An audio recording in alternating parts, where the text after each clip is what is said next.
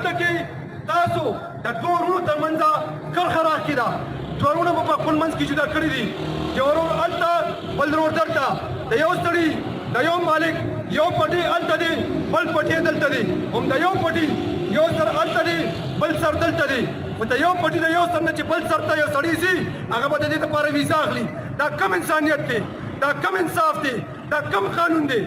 موږ پښتانه د دنیا د ډېرو جبرونو د ډېرو ظلمونو د ډېرو څیزونو مخامخ ولاړ یو. موږ هغې کې کامیابي موندې ده. موږ هغه پته کړي دي. خو افسوس چې نن موږ په 21مه پېړۍ کې په خپله پښتنه خاوره د آزاد تګ راتګ حقدار نه یو. موږ چې په خپله خاوره تګ راتګ کوو موږ ویزې ته مجبور یو. موږ چې مریض د یو ځای نه بل ځای ته بوځو موږ ویزې ته مجبور یو.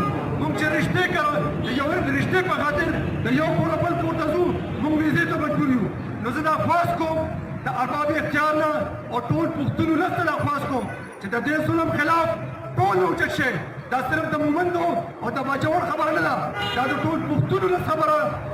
الله رب ټول پښتون ولس په دې اووی جنسو کې چې څومره پښتانه پراته دي د دې بنیادي انساني او قومي حق دی چې دوی ته په خپله خاوره باندې د تګ راتګ د کاروبار د رشتې پاللو آزاد حق ورکړی شي. ځکه چې دا د انسانیت د اسلام د هر قانون د دنیا د هر قانون خلاف ورزي ده. او موږ دا خلاف ورزي په هېڅ صورت نه منو.